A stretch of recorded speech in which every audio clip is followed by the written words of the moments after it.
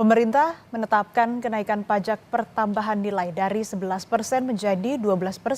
Jika sesuai jadwal, kenaikan PPN akan diterapkan paling lambat Januari 2025. Kenaikan pajak pertambahan nilai ditetapkan melalui Undang-Undang Nomor 7 Tahun 2021 tentang harmonisasi peraturan perpajakan.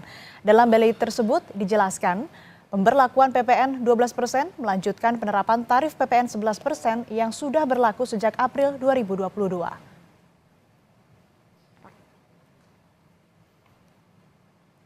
Saudara, sinyal penerapan kenaikan tarif pajak pertambahan nilai 12% pada Januari 2025 tetap sesuai rencana dilempar oleh Menteri Koordinator Bidang Perekonomian Airlangga Hartarto. Mengutip dari Kompas.com, Airlangga bilang ketentuan kenaikan tarif PPN sudah jelas diatur dalam undang-undang. Airlangga menerangkan, belum ada pembahasan mengenai penundaan kebijakan kenaikan PPN 12% yang telah ditetapkan dalam Undang-Undang Harmonisasi Peraturan Perpajakan.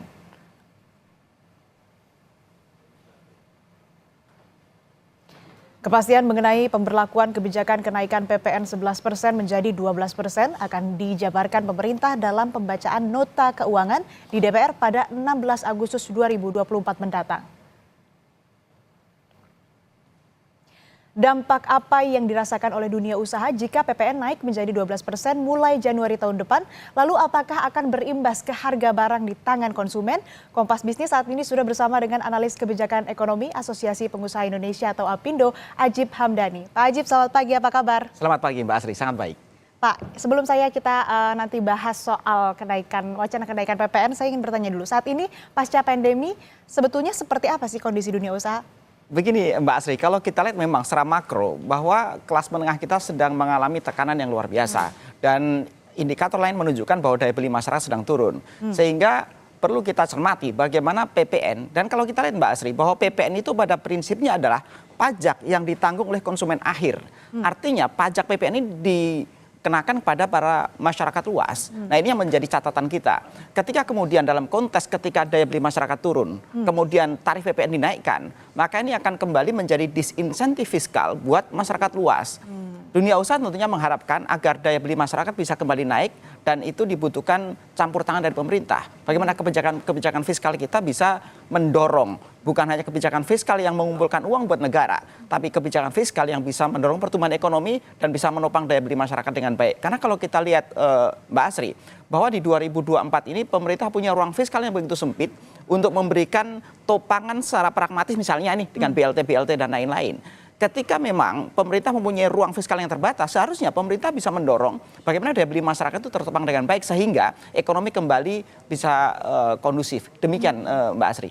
Nah, kalau sampai ini diterapkan sesuai dengan wacana Januari 2025 besok PPN naik 12%. Untuk pengusaha dampaknya seperti apa? Pilihannya cuma dua, menaikkan harga beli di masyarakat atau kemudian mengabsorb kenaikan PPN itu menjadi mengurangi keuntungan perusahaan. Dua-duanya akan punya konsekuensi. Pertama, konsekuensinya Mbak Asri, misalnya kemudian kita mendorong harganya naik di masyarakat.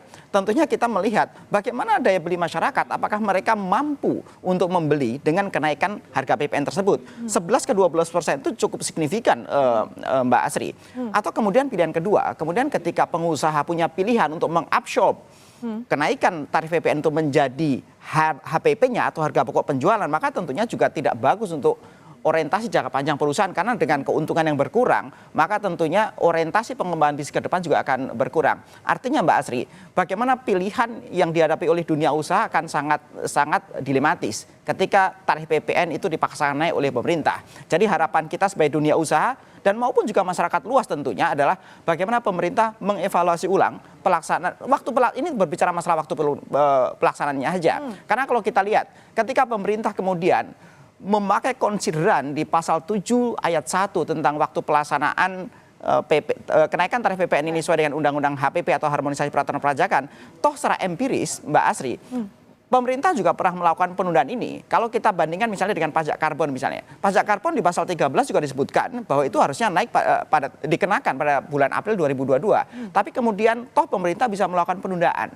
Artinya sebenarnya ketika memakai konsideran yang sama, pemerintah juga bisa mengevaluasi ulang atas waktu pelaksanaan kenaikan tarif tersebut, walaupun secara letterleh sudah disebutkan di pasal 7 ayat 1 di Undang-Undang HPP tersebut. Demikian Mbak Asri. Lalu artinya kalau dari pengusaha sendiri ini mengharapkan adanya penundaan penerapan dari kenaikan Ya, PPN. karena gini Mbak Asri, kalau kita lihat ini berbicara masalah kepentingan ekonomi yang lebih luas, ini berbicara masalah ekonomi makro di Indonesia.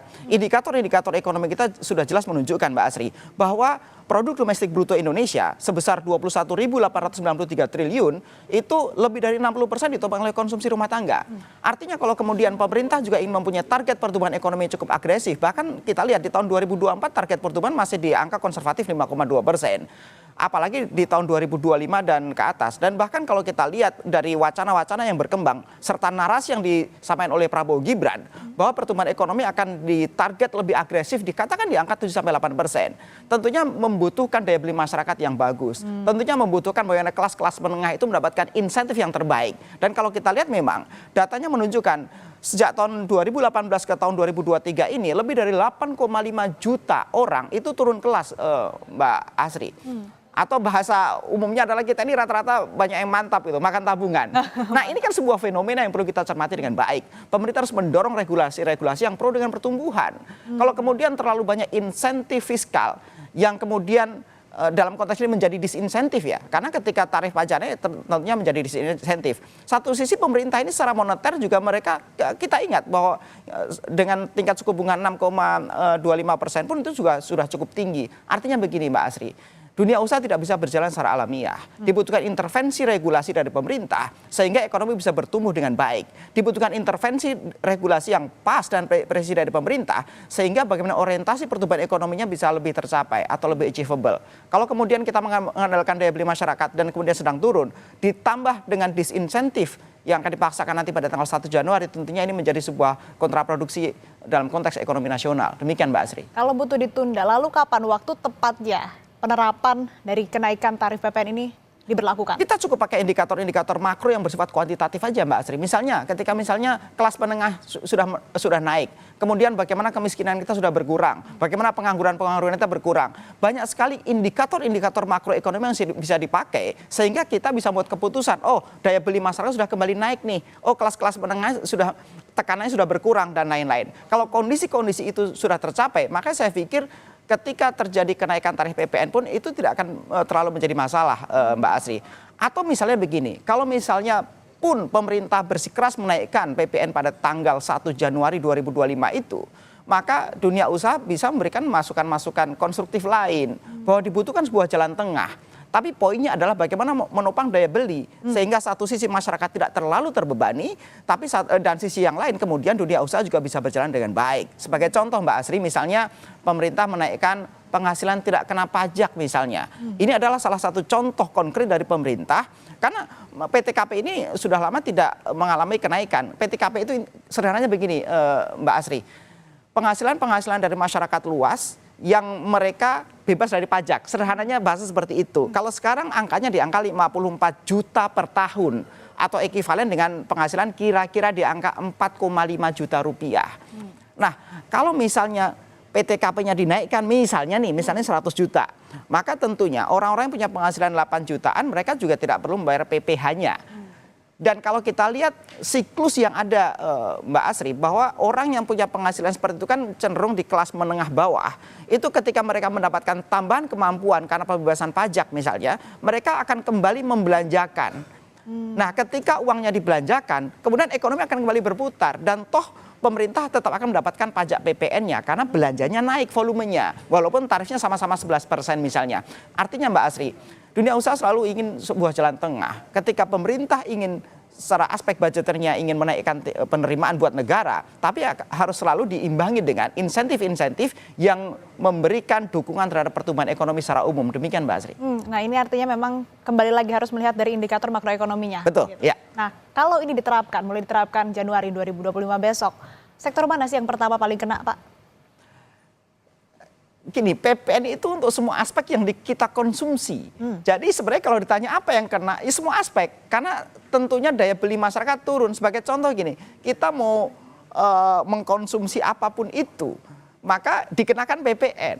Karena pada prinsipnya PPN itu sekali lagi dikenakan pada pembeli akhir, Mbak Asri. Jadi setiap yang kita konsumsi, yang mempunyai nilai tambah ya itu pasti kita mau makan, kita mau minum, kita mau beli mobil seperti tadi disampaikan, kita mau beli properti, kita mau keseharian kita mau beli buat kebutuhan sehari-hari pun itu juga kena PPN, Mbak Asri. Jadi kalau ditanya apa yang kena, semua aspek dan semua barang yang dikenakan PPN udah otomatis akan mengalami penurunan daya beli karena harganya akan naik. Jadi nggak ada yang paling kena, semuanya? Semuanya akan kena, cenderungnya semuanya akan kena. Yang paling kena?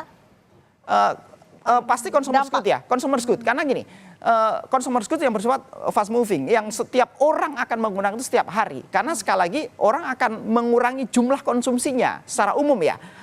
Begini Mbak Asri, ketika misalnya penghasilan kita sama, tapi kemudian pengeluaran kita naik karena pengenaan PPN-nya yang naik tarifnya, maka otomatis volume pemakaian kita akan kurang. Ketika volume pemakaian kita kurang, dunia usaha sebenarnya terimbas juga Mbak Asri.